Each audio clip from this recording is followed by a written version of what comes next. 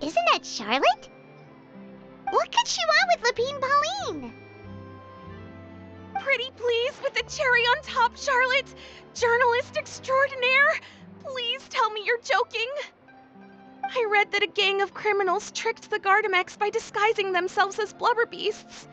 It's true, isn't it? It has to be! I've invested all my savings into graph adversarial technology and even taken out a sizable bank loan.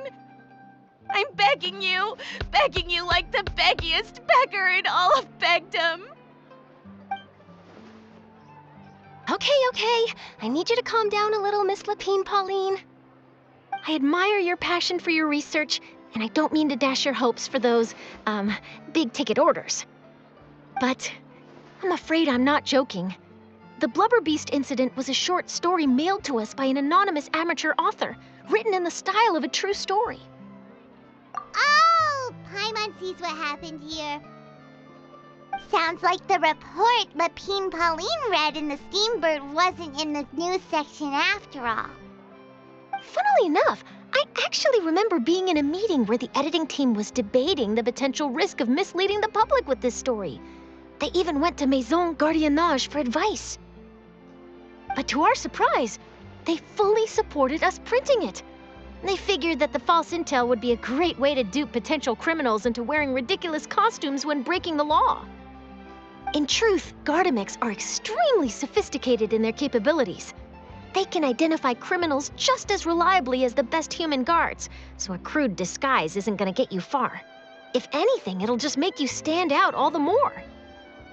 Since we ran that story, the Maison Gardiennage has made a slew of arrests, including, one phantom blubber beast, a titanic red-crowned finch, and a specter man. So I knew this story had helped out law enforcement, but this is the first time I'm learning of an innocent citizen being deceived by it, and investing so much Mora for nothing.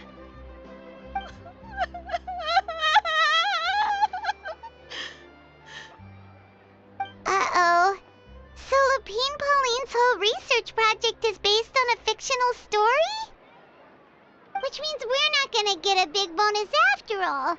But more importantly, she's gonna lose everything she's invested. Traveler! Paimon! You're back! I was in the area taking some photos for a story when I got to talking to Miss Lapine Pauline about her research. She told me about your collaboration. She was hoping I could write an article to spread awareness about image recognition technology. She even paid me for the article and gave me one of her prototype devices before I could get a word in. I unfortunately had to dash her hopes, and I'm afraid all your hard work was in vain too. She's desperately trying to find a way to rescue the project and get you the Mora you're due. I've tried to let her down gently, but she's finding it all very hard to accept. This is a new situation for us, too. It's such a pity. It seems like the author was only trying to make the story interesting, and the Maison Gardiennage only had Fontaine's best interest in mind. Wait, Miss Lapine Pauline, what are you doing? I'm gonna pick a fight with a Gardamex, head to the Opera Epiclese, and get a one-way ticket to the Fortress of Meropide. That way, I won't have to repay my debts. It's the only way I can afford to keep on living. Whoa, there's no need to go that far. I mean, come on, look at you.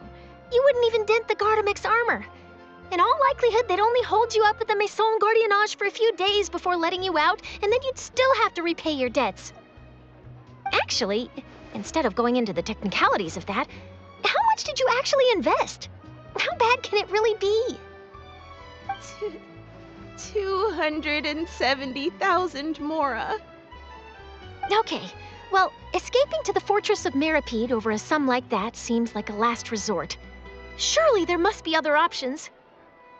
Not anymore. I used to be an equipment supplier to the Fontaine Research Institute before that blew to pieces, and now I'm just a small-time engineer. I scraped together some savings over the past few years, but I put every last Mora into this project, and now I'm left with nothing. It's not just my savings that are gone. It's my whole future as a graph adversarial technology specialist and my dreams of becoming a billionaire one day.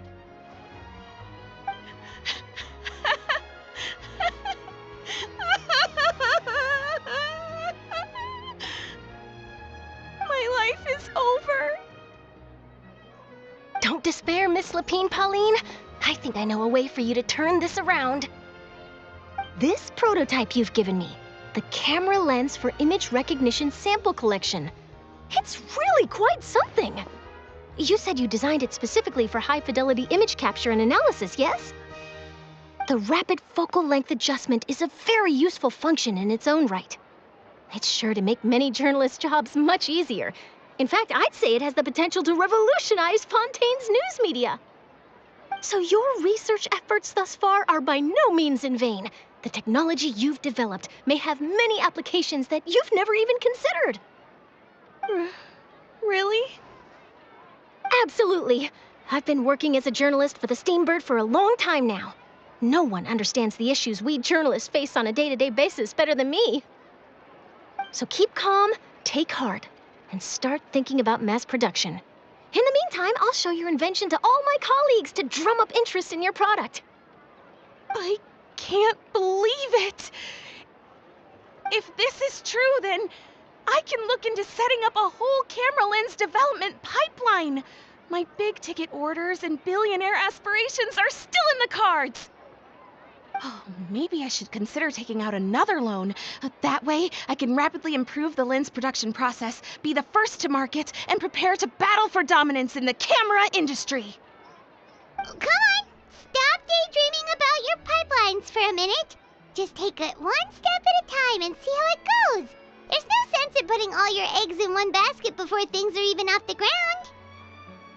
And I can probably speak to some people I know and license my image recognition device to a workshop to raise some funds. I can't believe I didn't think of this sooner. There's no time to lose. I need to get to work. Early bird gets the worm. Can you believe her? She just ran off. Paimon's pretty sure our advice went in one ear and out the other. It's understandable. When inspiration and passion strike at the same time, it's all too easy to throw yourself headfirst into your work and forget about everyone around you. A lot of journalists are the same way when they're first starting out. But don't you worry. I'm gonna write an article on all this, and I'll be checking in on her regularly. Her research has the potential to benefit the entire journalistic community. I'll give her plenty of input to stop her from going down any rabbit holes, and make sure mass production of her lens can begin as soon as possible. It's reassuring to know that you'll be looking out for her, Charlotte. Actually, you know what? Why don't you two take this prototype lens? I'm sure you'll have plenty of chances to use it on your travels.